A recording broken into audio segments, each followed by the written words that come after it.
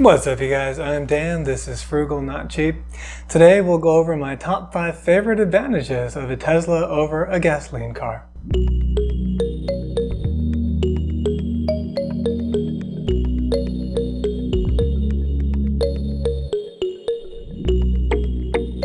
So recently I was kind of bemoaning the fact that I still have yet to get an invitation to get the camera upgrade for my car so that I can get into the FSD beta program and hopefully get that software up and running.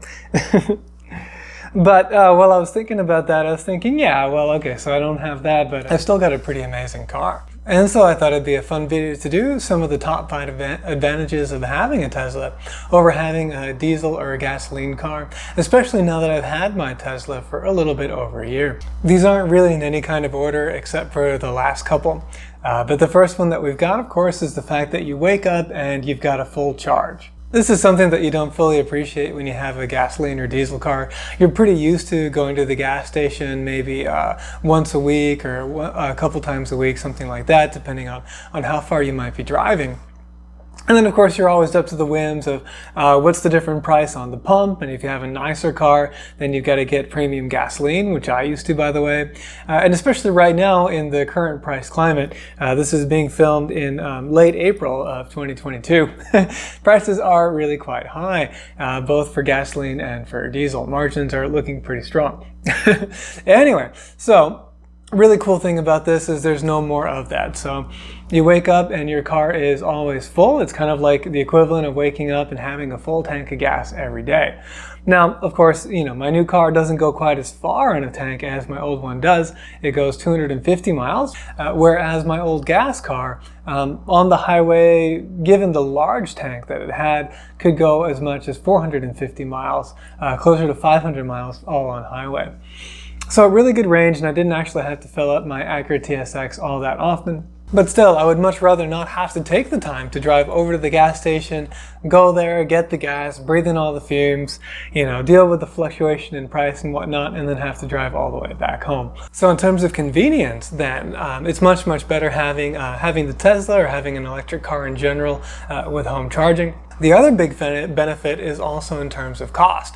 Now, at the time that I first did the economics of used Tesla, this was about a year ago actually, I put out that video. I'd calculated that the cost of electricity was about 60% the cost of premium gasoline for me. Given the new gasoline prices, things are a little bit different. I haven't done the math as of like right now while I'm filming, but I will have that math here on the screen for you so you can see, you know, I imagine that the savings is going to be even better, although, you know, electricity prices might be a little bit higher to some degree here in 2022. Yep, so not only is charging more convenient and also more cost effective than pumping the tank with gasoline or diesel, but of course you have the benefit of not having all of those fumes as well, so there is an environmental benefit there on top of that. And then of course, as the grid becomes increasingly powered by renewable fuels, one thing that a lot of people don't know, we actually have a ton of wind power, especially and also solar here in the state of Texas. Not the first thing that comes to mind when you think of Texas, but that is the case. And so actually power in the state of Texas is relatively clean compared to some other states. And then of course, you know, some other states might have an even better mix, but it's still quite good here in Texas.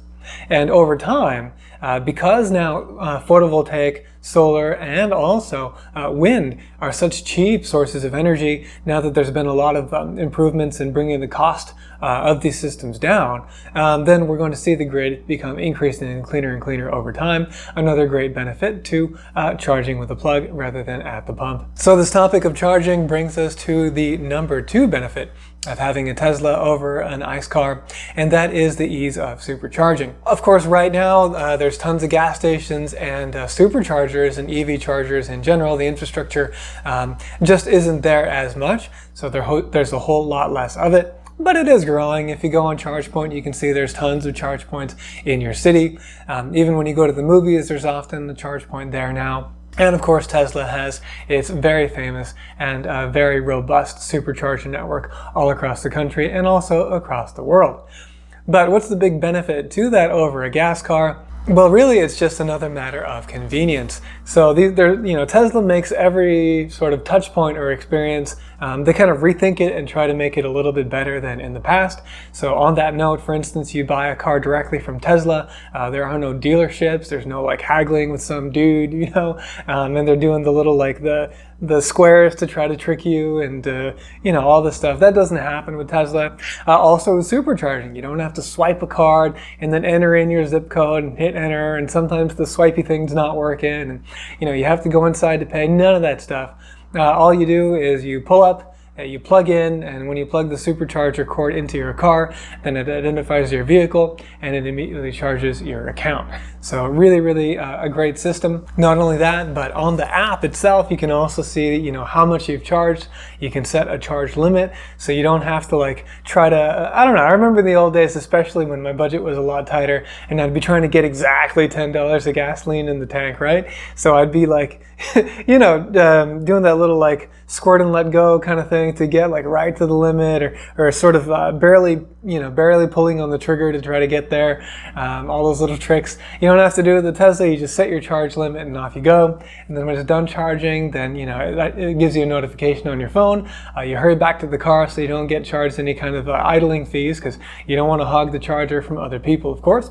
And then you're on your way. So the whole charging experience, much more convenient, much better. And then to add to that is the fact that when you put in a destination in the nav in Tesla, if it's further away than you're able to get to on a single charge, or if it's going to be, if it decides that you need to charge, it will incorporate superchargers into your trip, and it will plan accordingly. So that's how I was able to make an 1,800-mile trip from New Hampshire all the way down here to Texas. Check out the video if you like.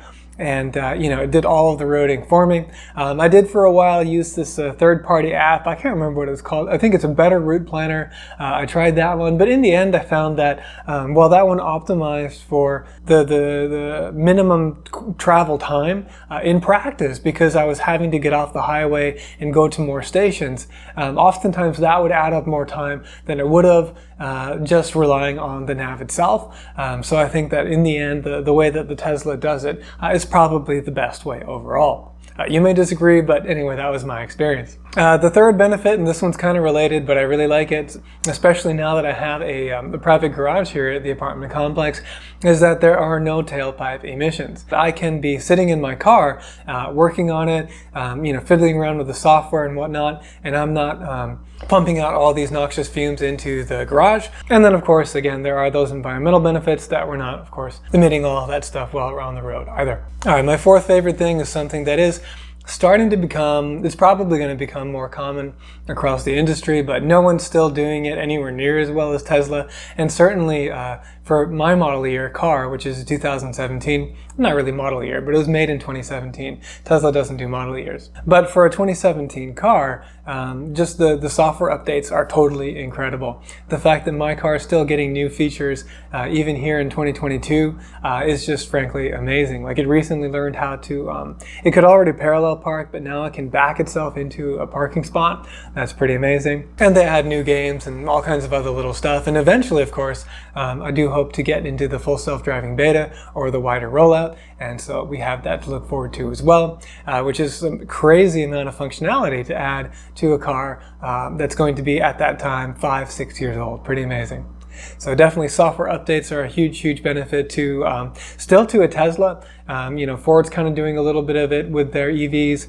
Other automakers are going to start to do more and more, but Tesla's still way in the lead in my estimation. Now, a little bonus point, just because I don't have it yet, so I can't really, comment on it. And then on the stuff that I do have, other automakers do kind of have their own versions, but I don't think they're quite as good. And that's Autopilot and FSD. So of course, FSD I don't have yet.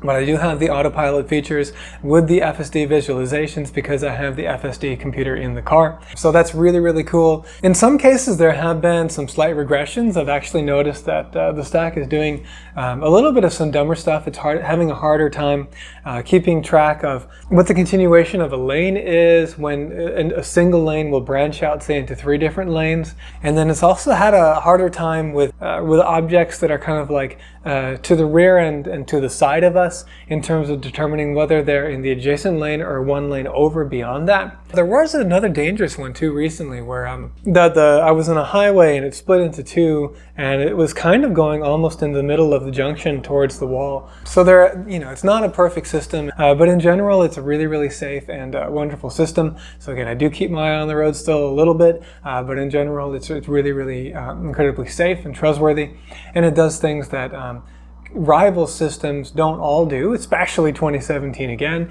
such as when I hit the turn signal stock, it's able to change lanes for me. So it's not just a lane keep assistance software, it does keep you in the lane, but it's also able to change lanes, and then something that a lot of the other guys don't do, it's able to stay on while we're on really sharp curves as well, and it's also able to take exits and maintain, kind of do the whole navigate on autopilot thing, so long as you've bought that package, right?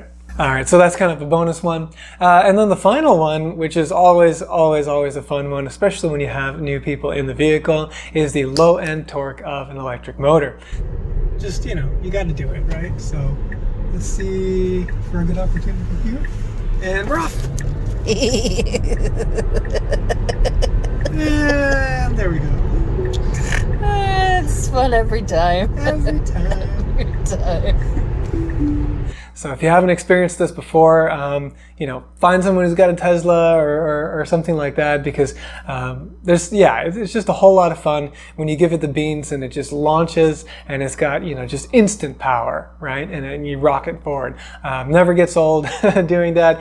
Tires might, beg to differ. They're probably not too happy with that. But anyway, a whole lot of fun always. A lot of fun still to this day. And I've had the car, around 13, 14 months now. Still a lot of fun every time when I give it the beans. So that's it. Those are my top 5 and a little bonus.